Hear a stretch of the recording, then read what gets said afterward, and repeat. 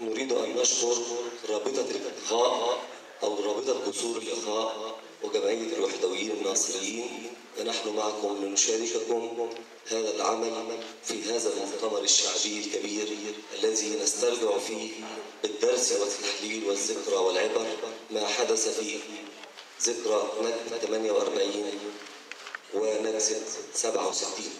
لكننا لا ننظر إليهم، لأن المفترض في جميع الأمور في شتى المجالات أن يكون هناك احتفالات دائما بانتصارات وغيرها. لكننا الآن في منطق معاكس، أننا نرى اليوم هذا المؤتمر ليس للنصر فقط، بل هو نأخذ منه ذكرى وعبر كيف تجمعنا ثم استطعنا بعد ذلك أن نأتي بنصر في نكسة 67. لكننا ننظر نظرة موسعة، كيف لنا نحن العرب أن نتحد؟ أن الله تعالى قال في كتابه الكريم: بسم الله الرحمن الرحيم: واعتصموا بحبل الله جميعا ولا تفرقوا واذكروا نعمة الله عليكم إذ كنتم أعداء فألف بين قلوبكم فأصبحتم بنعمته إخوانا. لا أريد أن أطيل عليكم، لكنني أكرر أنني لجد سعيد أن أقف هنا اليوم في ولاية الكاف، وأنا أقف الآن وأرى صور الزعيم الراحل جمال عبد الناصر موجودة في كل مكان. هذا الزعيم الذي نشر الفكر القومي ونشر الفكر العربي والوحدوي على قديم ومرور السنوات وعلى مرور السنين. نظل نتذكر هذا الرجل الذي سيظل خالدا في وجدان الشعب العربي بما قام به من إنجازات. ونحن نتذكر الكلمات التي كانت تقال: ناصر يا حرية، ناصر يا قومية، ناصر يا وطنية. تلك الكلمات التي كانت تلهب الصدور والقلوب في كل أنحاء الوطن العربي.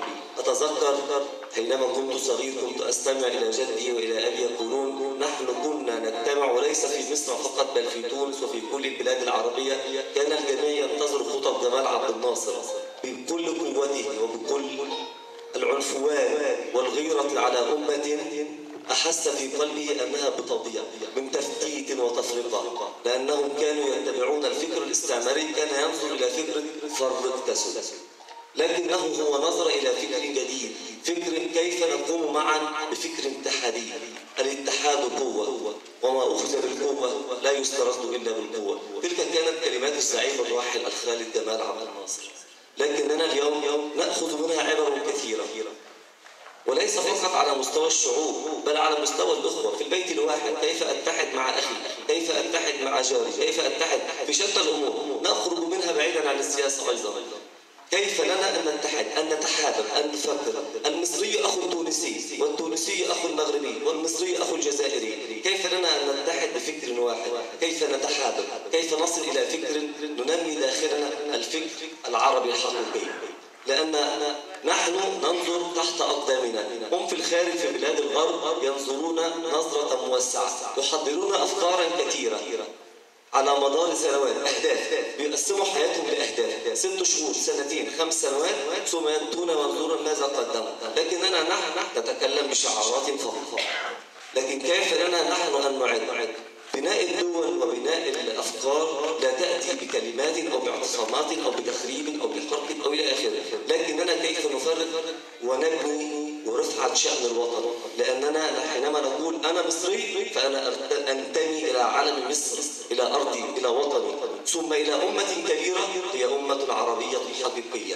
تونسي، إذا أنا أنتمي إلى فكرة عالم تونس. إذا تجمعنا كلنا خلف علم بلادنا وخلف أوطاننا سنصير كنتم خير أمة. نعود إلى الآية الأخرى: كنتم خير أمة أخرجت للناس.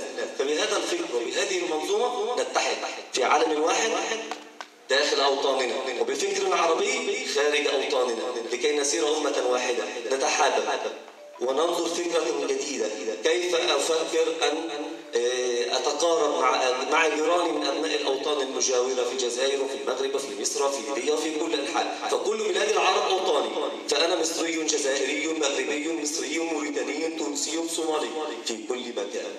ولا أريد أن أطول عليكم، لكنني أشكركم شكرا جزيلا، لأنكم حينما تقولون جمال عبد الناصر فهذا ليس مصري فقط، بل هو زعيم عربي، فهو أيضا كما ينتمي لنا فهو ينتمي لكم، فهو في وجدان كل الشعب العربي، ومرة أخرى أشكر الشعب التونسي الذين، وأشكر رسالة حب، نبعث رسالة حب لكل أم تونسية ولكل أب تونسي وكل طفل صغير وكل كاهن كبير، إلى كل المناضلين في شتى الدول العربية الذين يسعون إلى رفعة شأن بلادهم.